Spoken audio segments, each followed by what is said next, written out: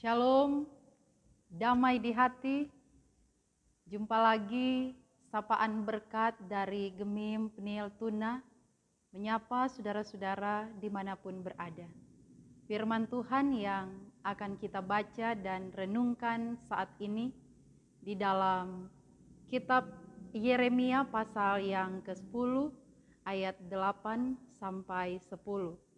Namun sebelum kita membaca dan merenungkannya, mari kita berdoa. Ya Tuhan Allah pemilik kehidupan, kami umat-Mu rindu untuk dituntun, dibekali dan dibaharui oleh Tuhan melalui firman. Tolonglah kami ya Allah Roh Kudus, mampukan kami untuk mengerti, memahami firman-Mu dan melakukannya di dalam kehidupan. Berfirmanlah Engkau ya Tuhan, kami umat-Mu telah siap sedia untuk mendengar. Di dalam nama Tuhan Yesus kami berdoa. Amin. Saudara-saudara, mari kita membaca dalam Yeremia pasal 10 ayat 8 sampai ayat yang ke-10. Begini bunyi firman Tuhan. Berhala itu semuanya bodoh dan dungu. Petunjuk dewa itu sia-sia karena ia hanya kayu belaka.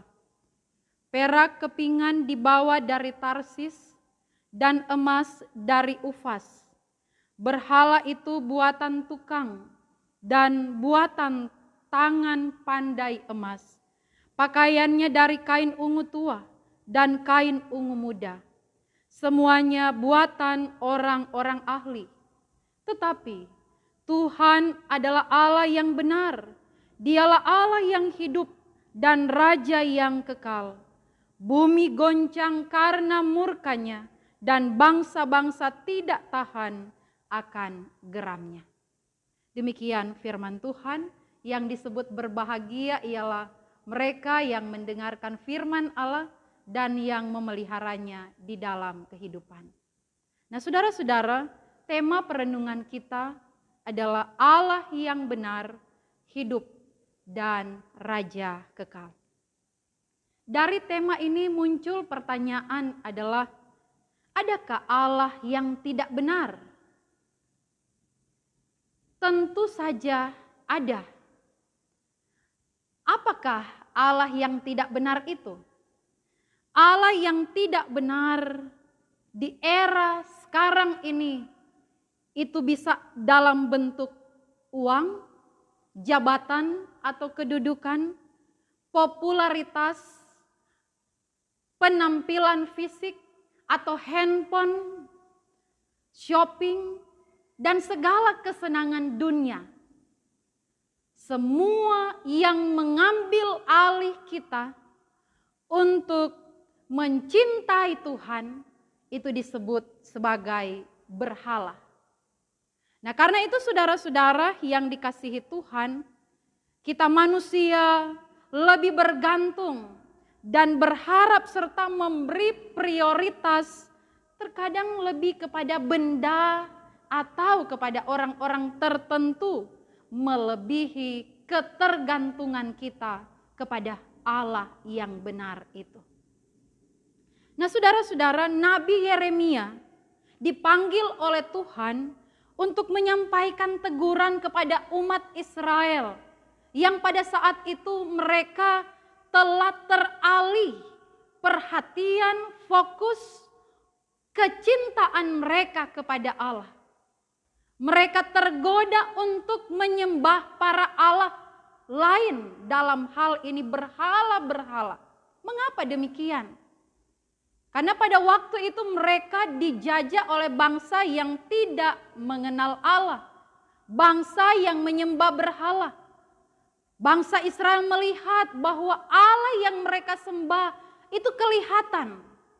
Dan sepertinya Allah yang disembah oleh bangsa lain, yaitu para berhala, sepertinya mampu untuk memberikan jawaban, memberikan kesejahteraan, bahkan kesenangan hidup bagi mereka.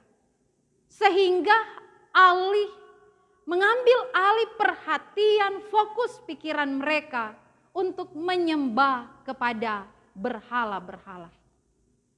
Sekalipun saudara-saudara, berhala yang disembah oleh mereka adalah buatan tangan manusia. Berhala itu tidak bergerak, berhala itu tidak berbicara, tidak hidup. Berhala itu tidak dapat melakukan apa-apa untuk mereka. Tidak berdaya, tidak punya kekuatan yang dapat mereka andalkan karena berhala itu buatan tangan manusia. Nah, oleh karena itu saudara-saudara, apa yang dibuat oleh manusia dan kemudian disembah, semua hanya sia-sia. Semua tidak berguna. Semua oleh Yeremia dikatakan seperti orang-orangan di kebun yang menakut-nakuti orang yang ada, atau binatang-binatang yang hendak memakan hasil tanam mereka. Karena itu saudara-saudara, perbuatan yang dilakukan oleh Israel yang menduakan Tuhan, yang menyembah berhala, itu menyakiti hati Tuhan. Oleh karena itu sebagai Nabi Allah, Yeremia mengingatkan umat Allah untuk bertobat, untuk percaya hanya kepada Allah saja. Allah Abraham, Ishak dan Yakub, Dialah Allah yang hidup. Allah itu tidak dicipta karena Dia adalah Allah. Yang lain di langit dan di bumi diciptakan oleh Allah itu. Allah itu berkuasa dari kekal sampai kekal. Dan Allah itu hidup. Allah itu mengerti. Dan Allah itu tahu persis apa yang sedang kita alami. Apa yang sedang dirasakan. Apa yang membebani kehidupan. Allah mengerti dan Allah peduli. Karena Dia adalah Allah yang hidup. Dia sanggup untuk menolong saudara-saudara. Sehingga keyakinan kepada Allah yang hidup ini kiranya menjadi satu kekuatan dan pegangan hidup bagi umat Allah, termasuk kita semua orang-orang percaya dimanapun kita berada. Apapun kondisi kita saat ini, apapun pergumulan yang kita alami, ingatlah bahwa Allah yang kita sembah adalah Allah yang hidup. Allah itu yang datang ke dalam dunia, menjadi manusia di dalam Yesus Kristus, yang juga turut merasakan penderitaan kehidupan kita. Allah itu yang telah mengambil alih dari segala upah dosa kita, yaitu maut, kebinasaan. Dia telah menggantikannya di Kalvari dan memberikan jaminan pengampunan dosa dan hidup kekal bagi kita yang percaya kepadanya. Allah yang hidup itu Dialah Raja yang berkuasa dari kekal sampai kekal. Dia yang akan menyatakan kuasa kasih-Nya dalam kehidupan yang di zaman yang akan datang, di Yerusalem baru yang selalu kita nanti-nantikan. Karena itu teruslah bertahan, teruslah bersemangat dan tetap kuat di dalam Tuhan. Karena kita menyembah bukan Allah yang mati. Kita menyembah Allah yang hidup, Allah yang tahu persis dan yang tahu menjawab waktu mana setiap pergumulan kehidupan kita. Nantikanlah pertolongan Tuhan pada waktunya, karena Dia Allah hidup, Dia Raja yang berkuasa. Tuhan memberkati firman-Nya, memberkati kita yang mendengar dan yang melakukannya. Dan Roh Kudus akan menolong kita untuk mengerti, memahami, bahkan melakukan firman itu di dalam kehidupan. Amin. Mari kita berdoa. Bapa di sorga, terima kasih. Kami telah membaca dan merenungkan firman-Mu. Kami diingatkan untuk supaya hati kami tidak tertuju pada berhala-berhala modern yang mengambil alih perhatian kami untuk menyembah Allah yang hidup. Berhala-berhala itu hanya memberikan kesenangan dunia yang sesaat, tetapi tidak memberikan jaminan hidup kekal bagi kami. Karena itu kuatkanlah iman kami, supaya di tengah pergumulan yang kami alami seberat apapun, Tuhan ada bersama kami.